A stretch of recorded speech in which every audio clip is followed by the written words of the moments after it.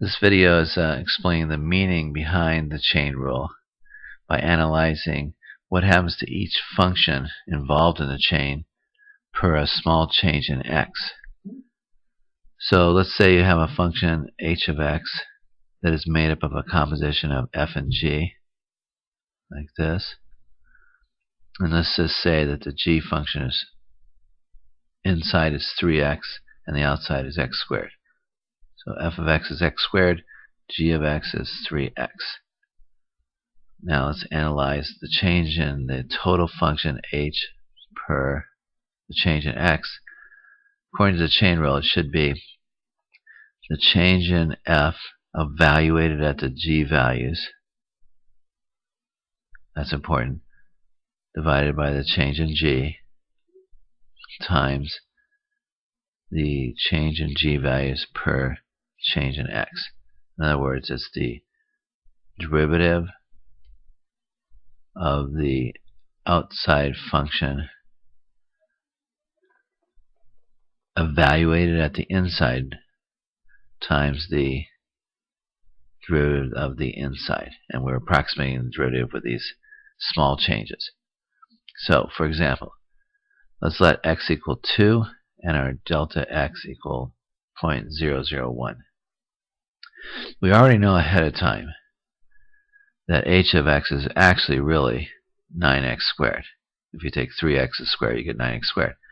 So the final outcome of our analysis should be that the change in x per the change in h per the change in x should be 9x squared evaluated at 2.01 minus 2 over the change, and we should be getting 36.009. So let's just see if we do.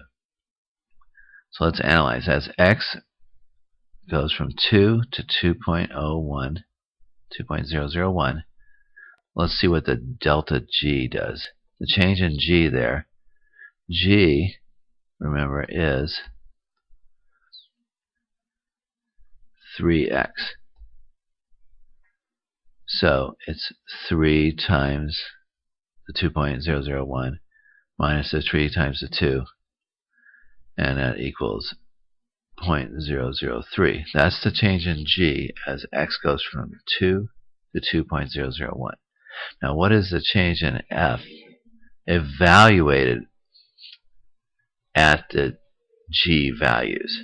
Not just the change in f, but evaluated at the g values. The g values are 6.003 and 6, and of course the f function is x squared. So this is the change in f evaluated at the g values, and it comes out 0.036009. Therefore, the change in f per the change in g is 12.003, arrived at dividing the change in f by the change in g. Then let's analyze what the change in g was. Of course it was 0.003. We already computed that. The change in x is 0.001. So the change in g per the change in x is 3. So putting it all together, the change in x, the change in h per the change in x is supposed to be the change in f evaluated at g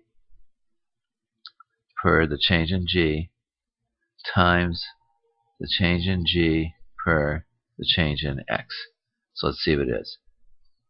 The change in f per the change in g is the 12.003. That was from here. 12.003. And the change in g per change in x was 3. So you multiply it together and you get 36.009, and that's exactly what it should have been.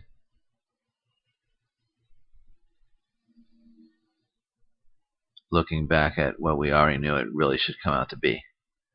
So that illustrates what's really going on in this chain rule.